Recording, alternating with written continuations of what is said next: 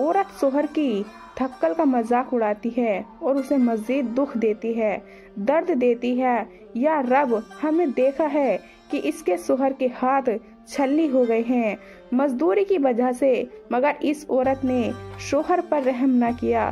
फिर फरिश्ते अल्लाह तबारक व तआला से गिड़गिड़ा कर कहते हैं, या अल्लाह, यह औरत शोहर के सुकून को बेसुकून में बदल रही है, तेरी नाफरमानी कर रही है, तेरी नियामतों की नाफरमानी कर रही है। या अल्लाह, तूने इस घर को नियामतों से भरा, तेरे कहने पर, हुक्म पर हमने इस घर को मोहब्बत से भरा, मगर इस बीबी ने उसे हसरतों और परेशानियों का घड़ा बना दिया।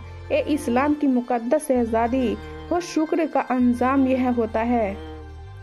जो नियमतें मौजूद होती हैं वो भी छीन ली जाती हैं। याद रखना, जो खुदा तेरी झोली नियामतों से भर सकता है वो उसे एक पल में खाली भी कर सकता है। जो खुदा जिंदगी अता करता है वो पलक झपकते ही मौत की नींद भी सुला सकता है।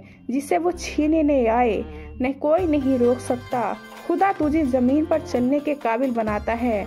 वो एक लम्हे में तुझे जमीन के नीचे भी दबा सकता है, तुझे इस जमीन के नीचे दफन भी कर सकता है। जो खुदा तेरे आंसू पोंछ सकता है वे तेरे गुरूर को रेजा रेजा करके तोड़ भी सकता है। मेरी प्यारी बहनों, याद रखना, जो खुदा इज्जत देकर अर्श पर बैठाता है वो तुझे जिल्लत के घड़े में भी गिरा सकता है। तुझे पता भी नहीं चलेगा कि कब तेरी अल्लाह तबारक व तआला तुझे जमीन पर ले आया। शुक्र ने तो तेरे जैसी कई कामों को बर्बाद कर दिया, खुदा की दी हुई रहमतों को बर्बाद कर दिया।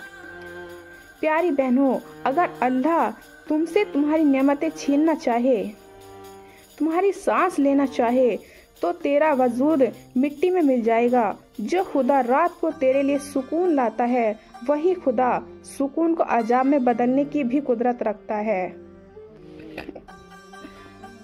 प्यारी बहनों, घर में गुर्बत, परेशानियां, मुसीबतें और तबाही लाने का औरत दूसरों की खुशियों से जलती है, वो दूसरों की कामयाबी से जलती है, जलकर राख होती है, तो यह गुनाह उसके घर को भी नुकसान पहुंचाता है।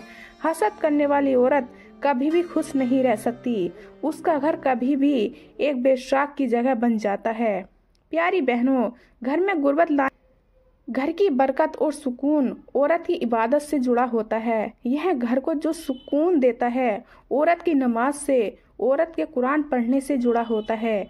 अगर औरत नमाज छोड़ती है, कुरान से दूर होती है, तो अल्लाह से ताल्लुक कमजोर कर लेती है, और अगर कुरान से जुड़ी रहती है, अल्लाह और उसके रसूल के अहकामों पर रहती है, तो अल्लाह के साथ अपने ताल्लुक को मजबूत कर लेती है।